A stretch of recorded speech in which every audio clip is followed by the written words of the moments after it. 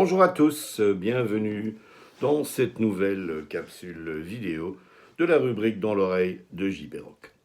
Aujourd'hui, je vais vous parler d'un album qui vient de sortir il y a quelques jours dans les bacs. Et c'est l'album de Paul Stanley, un album intitulé Now and Then. Alors, Paul Stanley, bien sûr, il ne faut plus le présenter. Il est depuis des années le guitariste rythmique et chanteur du groupe Kiss. Il est d'ailleurs à l'origine de beaucoup de titres de Kiss hyper connus comme Detroit Rock City, Love Gun, I Was Made for Loving You, Lick It Up, Heaven's on Fire. Bon, on peut en citer plein d'autres comme ça. Et il est certain que l'annonce d'un nouvel album de Paul Stanley est toujours une très très bonne nouvelle. Alors, on se disait, ça va sans doute être un nouvel album dans le style de ce qu'il fait avec Kiss, un petit peu comme les albums solo précédents qu'il a sortis.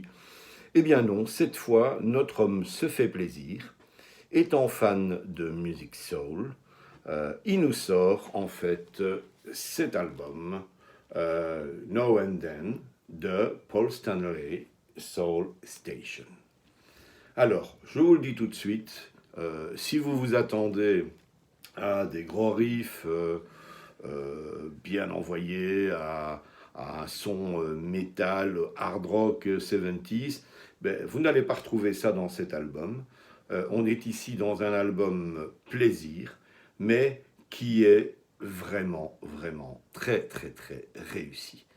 Alors, il s'est entouré de musiciens extraordinaires, parce que Paul Stanley nous explique que lorsqu'il était plus jeune, avant de découvrir les Who, les Zeppelin et tous les groupes qui ont marqué le sens qu'il a donné à sa carrière et son amour pour le rock et pour le hard rock, il a évidemment été très très influencé par la musique soul et par la musique Motown.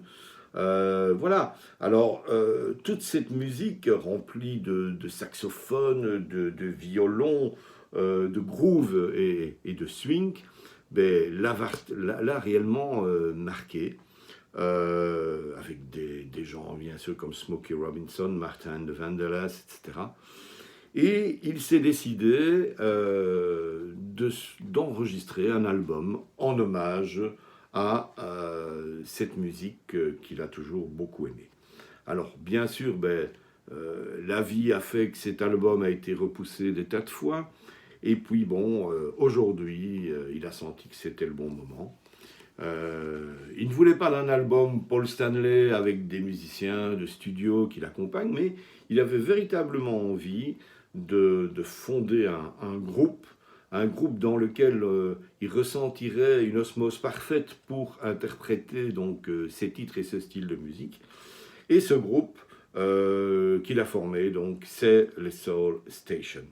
Alors, on retrouve, outre Paul Stanley, qui est bien sûr à la place du chanteur, qui tient le lead, Alex Alessandroni au clavier, Eric Singer, son compère, batteur dans Kiss, bien sûr, à la batterie, Sean Hurley à la basse, Rafael Morera aux guitares, Ray Islas aux percussions, Eli Rise au clavier, John Pappenbrook à la trompette lead, et bien sûr, tradition oblige dans la soul music, 3 choristes, Crystal Starr, Roran Beato et Gavin Rohn.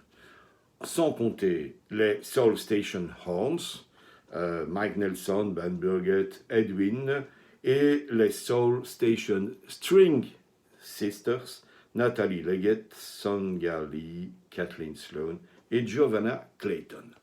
Tout ce petit monde s'attaque non seulement à des standards de la soul, mais à des compos originales écrites par Paul Stanley. D'ailleurs, rien que dans les premiers titres, on a un titre qui s'appelle I Do, un autre qui s'appelle I.O.I., qui sont des compos de Paul. Et franchement, quand on entend ces morceaux, ça se mêle avec bonheur aux reprises que l'on trouve aussi sur cet album.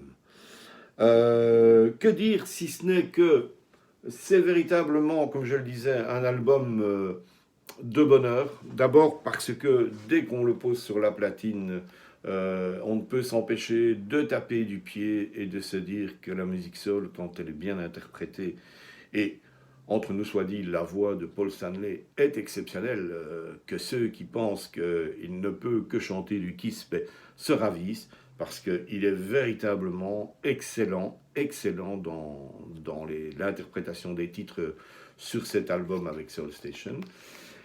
Et donc, en fait, on tape du pied directement en écoutant cet album, on est pris dans le groove, et on se dit que Paul a fait un excellent choix que de s'attaquer à ce genre d'album. Et on repose l'album après l'avoir écouté une deuxième fois sur la platine, parce qu'on n'a qu'une seule envie, c'est renouveler le plaisir. Alors, l'album que vous avez ici est sorti, donc bien sûr, en vinyle. Il est sorti aussi en CD.